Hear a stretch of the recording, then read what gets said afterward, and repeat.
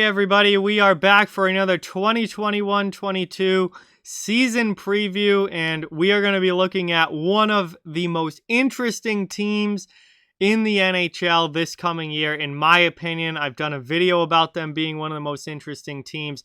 After a hugely disappointing season last year, an abysmal season last year, they've made a ton of changes this off season. We're talking about the Philadelphia Flyers, and we're going to take a look and see what they could look like this year. Lot of changes. Obviously, a horrible year last year. One of the most disappointing teams, if not the most disappointing teams in the NHL.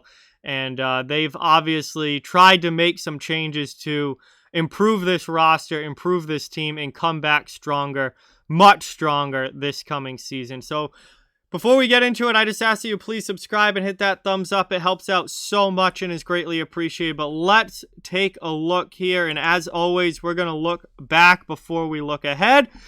Last season was a terrible one for Philadelphia. After actually really kind of playing well in the bubble and making a playoff run in 2020, expectations were high for the Flyers heading into the 2021 season.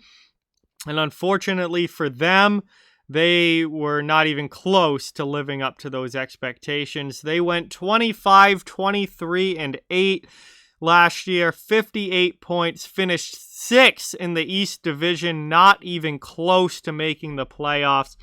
And it was a really, really bad year. They only scored 2.86 goals for per game, which is definitely not anything spectacular, but where they really struggled and had a lot of issues was on the defensive side of things. They were the worst defensive team in the NHL last season, giving up 3.52 goals against per game, the worst in the league. Carter Hart struggled in goal. Brian Elliott struggled in goal, but they really didn't have any help. The defense was absolutely atrocious.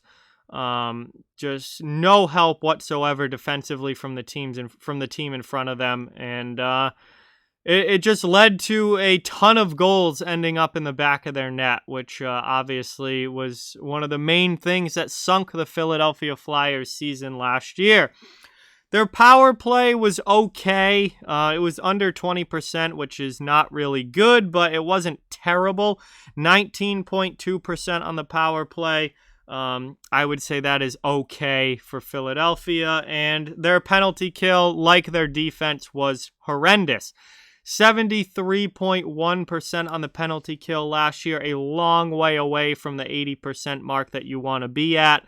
And yeah, much like their defense as a whole, their penalty kill was terrible. So all in all, it was just an awful year for Philadelphia last year, and that led to them making some major changes, and quite a few of them this offseason. Additions and subtractions page here for the Flyers. A lot of big names on here. We'll start with the subtractions. Jake Voracek and his contracts traded away to the Columbus Blue Jackets. Defenseman Phil Myers is now in Nashville after a trade that brought Ryan Ellis to the Flyers, and we'll talk about that. Nolan Patrick is now a Vegas Golden Knight. He was involved in that 3-team trade as well. Goaltender Brian Elliott left in free agency. He's now with the Tampa Bay Lightning. Defenseman Shane Gostisbehere and his contract was sent to the Arizona Coyotes. And defenseman Robert Haig is now a Buffalo Sabre. Also, Carson Twarynski was taken by Seattle in the expansion draft, but he didn't play a huge role at the NHL level last year. That's why I didn't have him written on the list, but Twarynski's gone as well, and that certainly affects their depth and guys that they could call up for this coming year. Over on the addition side of things, well, there's been quite a few here as well, and some major ones here as well. Ryan Ellis comes in from Nashville. He was part of that 3-team trade involving the Predators, the Flyers, and the Golden Knights. Defenseman Rasmus Ristolainen comes in from Buffalo. He's brought in trying to be a top 4 guy for them and help solidify this top 4 in Philadelphia. I assume he's going to be playing with Travis Sanheim, and that Ellis is going to be playing with Ivan Provorov, but we'll see how that shakes out in the preseason. But Ristolainen, another huge addition here from the Sabres. Forward Cam Atkinson comes in from the Columbus Blue Jackets. He was brought in the trade that sent Voracek to Columbus, and he is going to pretty much directly take Jake Voracek's spot in that lineup on the right wing. Forward Derek Brassard was signed in free agency. He's going to be a depth forward that I still think has some upside in a third-line role. We'll see where he shakes out to be in the lineup here for Philadelphia, but he can play center, he can play wing. He played in Arizona last year, and despite being on a really bad team in Arizona, he actually played pretty well individually. So I'm interested to see what Brassard's able to bring to the table with the Flyers. I think he certainly can find a top 9 role with this team. Forward Nate Thompson was brought in as well. He's a veteran fourth line type guy. Might end up being the extra forward for this team. Not sure if he's going to have a regular spot in the lineup or if he's going to get beat out by somebody younger, but definitely a depth addition there with Thompson coming in. And he's played in Philadelphia in the past, so there's some familiarity there. Goaltender Martin Jones is the new backup for Carter Hart. Obviously, Brian Elliott left in free agency, so they brought in Martin Jones to replace him. He's coming in from San Jose, and we'll see how Jones does. I'm not super high on Martin Jones, but maybe in a backup role, he can get his career back on track, possibly. And defenseman Keith Yandle was signed after he was bought out by the Florida Panthers. I personally am not a huge fan of this move because I'm not a huge fan of Keith Yandle's game. I think, for what he brings offensively, which is not what it used to be, there's way too many defensive issues with Yandle. But in a third line role or a third pair role where he's kind of almost exclusive, playing limited minutes and mostly there for the power play, I think maybe he could have a positive impact on this team, at least on the power play.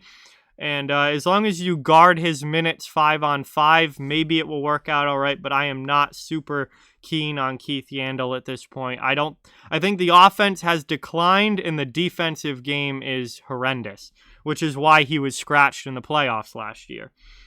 But anyway, those are the additions and subtractions for the Philadelphia Flyers this offseason, and obviously a lot of major changes here with Philly. And that brings us now to their projected roster. This is my roster projection for the Philadelphia Flyers this year. And obviously there are some younger guys who could possibly throw a wrench in this. But for right now, their forward group, I think, is going to be Claude Giroux, Sean Couturier, Travis Konecny, JVR, Kevin Hayes, Cam Atkinson, Joel Farabee, Scott Lawn, Oscar Lindblom. Those guys, I think, are locked into roster spots for this coming season. The rest of these guys, there's some questions here. Nicolas Aube-Kubel, definitely could play on the fourth line. I think there's a chance still he could get moved this offseason. Or there's a chance that he gets his spot taken by one of the guys in the depth category, and he could possibly lose his spot. Derek Brassard, again, I think there's a spot in Philadelphia for Brassard. I think he had an underrated year last year in Arizona because the team wasn't very good, but he played fairly well.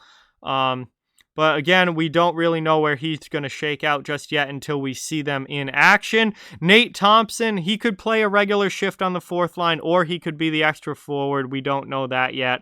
And Morgan Frost. Morgan Frost, I think, is a really interesting guy heading into this preseason because obviously a young player expected to have a lot of upside and end up being a top 6 player for this team, but he didn't, he missed pretty much all of last year with an injury, so he hasn't played hockey in a while. So, how rusty is he going to be? How good is he going to be? Is he going to make the team? Are they going to start him in the AHL? There's a lot of questions with Morgan Frost heading into this year because of the injury last year, but I definitely think he's a guy that could make the roster out of camp, could be a regular in the lineup out of camp, and that could knock somebody like Abe Kubel or Nate Thompson right out of the lineup in Morgan Frost into the top 12.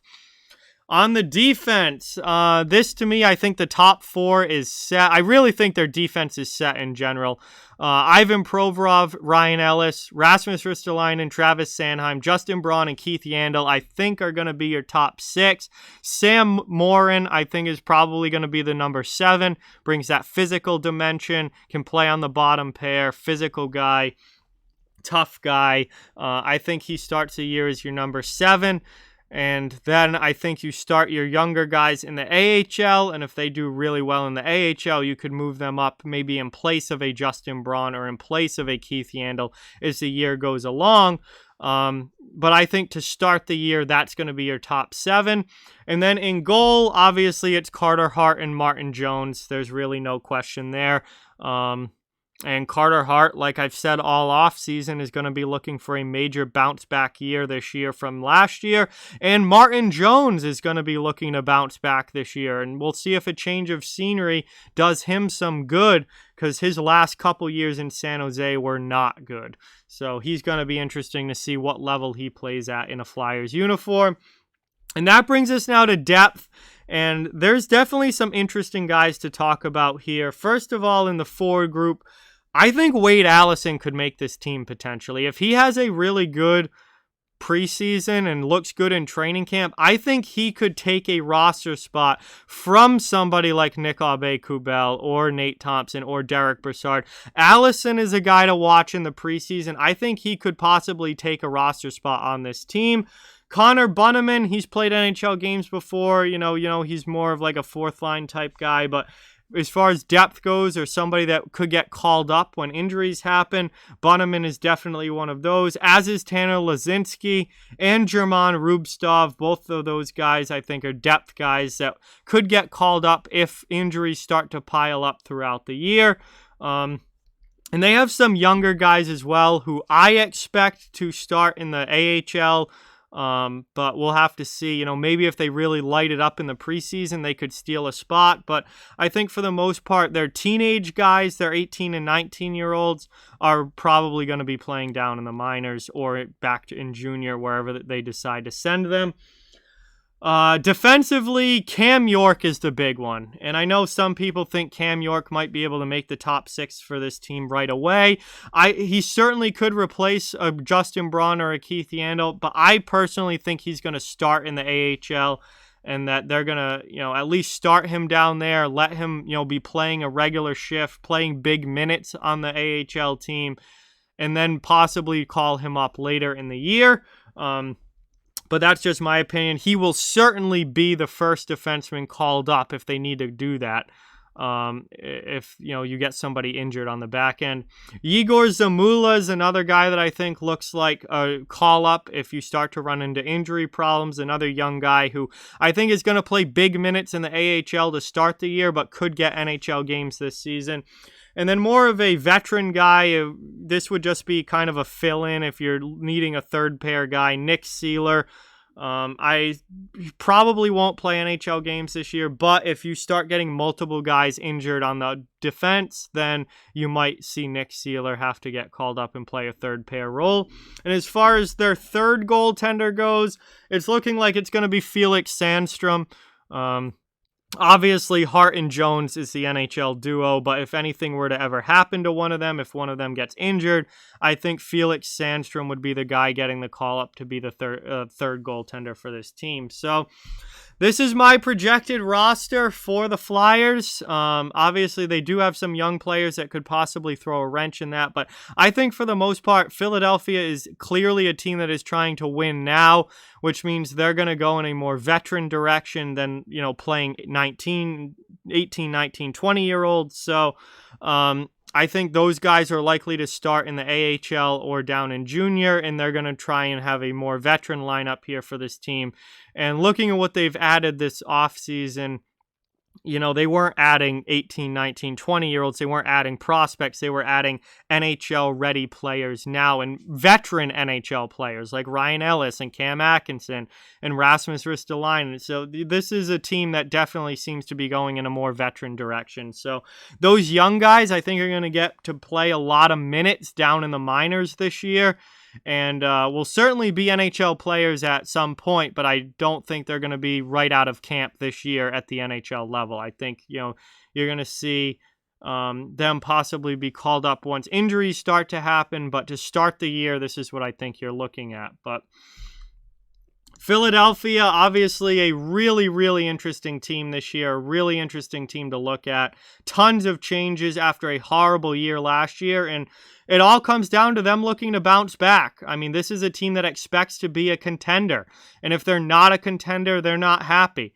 And, you know, that's what they're looking for with all of these changes, to get back to being a contender. And that's the kind of year that they're looking to have this year. So it's going to be a lot of fun to see how much better Philadelphia is. You know, if they're better, they should be, looking at this roster. But, you know, I wasn't expecting them to have the year last year that they did. So, you know, I guess you never really know until they hit the ice. But like, comment, share, subscribe, follow on social media. All those links are down in the description. If you'd like to further support the channel, links to our merch store, memberships, and donation link are down in the description as well. Keep spreading the word about this channel. Let's keep this thing growing.